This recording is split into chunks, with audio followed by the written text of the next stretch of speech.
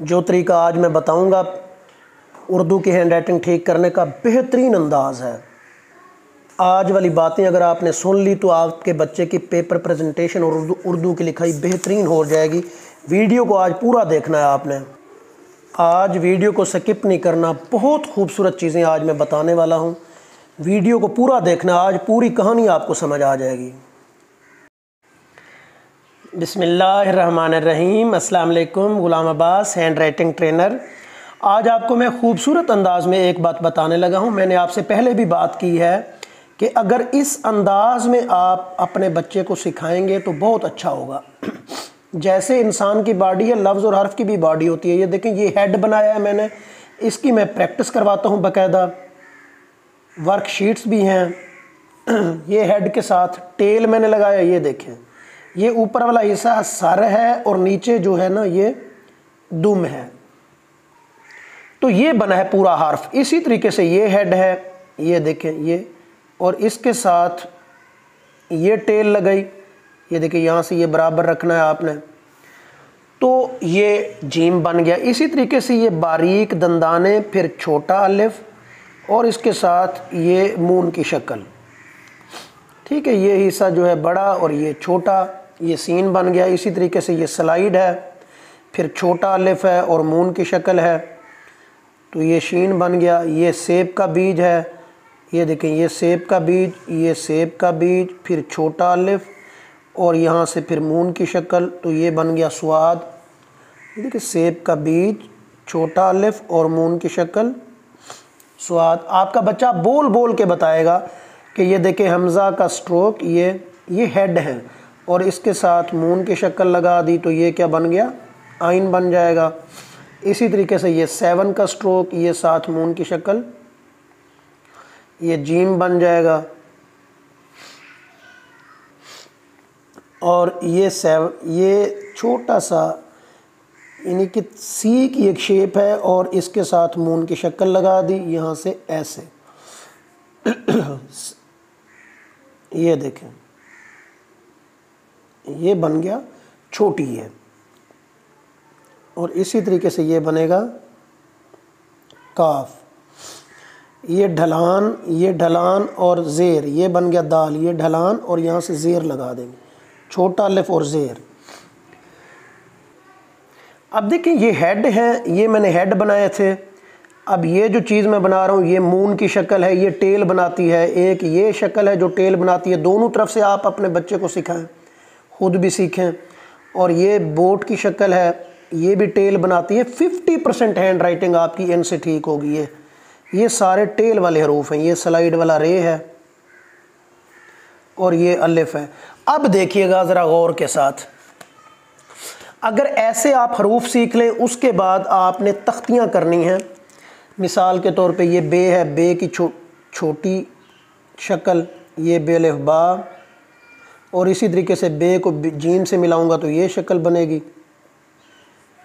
इसी तरीके से स्वाद है, ये स्वाद अलिफ सा, स्वाद को स्लाइड वाला रे लगेगा स्वाद के साथ, और ये सीन अलिफ सा, ये सीन और ये पड़ी रे। ये देखिए, ये पड़ी रे है, ये अगले हर्फ को जोड़ती है। ये देखें, बे के साथ जुड़ जाएगा लफ्ज़, सब बन जाएगा। और काफ की तख्ती है। तमाम हरूफ की बच्चे को तख्तियाँ बताएं आप। ये देखिए, काफ को दाल से मिलाऊंगा तो ये शक्ल आएगी, काफ के साथ सादा रे आएगी, काफ को सीन से मिलाऊंगा तो ये शक्ल आएगी, ये, और काफ को काफ से मिलाऊंगा तो ये शक्ल आएगी। ये देखें, काफ को मीम से मिलाऊंगा तो ये शक्ल आएगी। जब ये तख्तियाँ हो जाएंगी तो उसके बाद फिर आप लफ्ज़ लिखवाएं बच्चे को। ये कंकरियाँ, ये देखें, ये इसी तरीके से लफ्ज़ है। मिसाल के तौर पे आप काफ स्वाद की तख्ती में आपने लिखा स्वाद और फे, सफ़। अब देखिए, अलिफ और अलिफ मदा और ये स्वाद और फे। तो बन गया आसिफ। इसी तरीके से फ़े और सीन, फस और फ़े और स्वाद। अब इसी से लफ्ज़ बनेंगे, ये देखें नून और काफ और स्वाद, ये नाकिस, और इधर अलिफ लगा दूं और मद लगा दूं तो ये क्या बन जाएगा, ऑफिस। तो तख्तियों से 2 हरफी हरूफ जब आपके फ़ाइनल होंगे तो उसके बाद आपका बच्चा 50% लफ्ज़ लिखने के काबिल हो जाएगा। ये छोटे छोटे जो लफ्ज़ हैं 50% उसके कंप्लीट हो जाएंगे। मिसाल के तौर पे काफ की तख्ती में मैंने लिखा ये कब, अब देखो बे की तख्ती में आपने लिखा था बर, ये सादा रे आएगा। अब ये देखें ये लफ्ज़ बन जाएगा बरकत। स्वाद की तख्ती में आपने लिखा स्वाद, स्लाइड वाला रे आएगा। ये मैंने अच्छे तरीके से समझाया हुआ है कि स्लाइड वाला रे जो है वो किन किन के साथ आता है। स्लाइड वाला रे, स्वाद रे सर, और जब अलिफ दरमियान में आए किसी लफ्ज़ के तो वो खला में रहता है, लाइन को टच नहीं करता। जब शुरू में आए तो वो लाइन को टच करता है। ये देखें दरमियान वाला लाइन को टच नहीं कर रहा।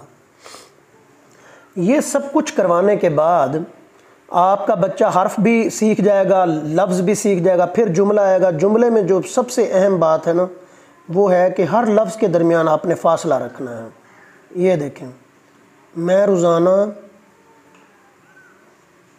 वर्जिश करता हूँ, लाइन के बिल्कुल ऊपर ये देखें इतना फ़ासला होना चाहिए लफ्ज़ के दरमियान, और पढ़ने वाला बहुत आसानी से आपकी तहरीर पढ़ लेगा और आपके बच्चे को नंबर देगा। वो अगर उसको तहरीर समझ नहीं आएगी तो कभी भी वो नंबर नहीं देगा आपके बच्चे को। जितना आपका बच्चा उसे समझाने के काबिल होगा, एग्ज़ामिनर को जितना आप या आपका बच्चा एग्ज़ामिनर के लिए आसानी पैदा करेंगे उतना एग्ज़ामिनर आपको नंबर देगा।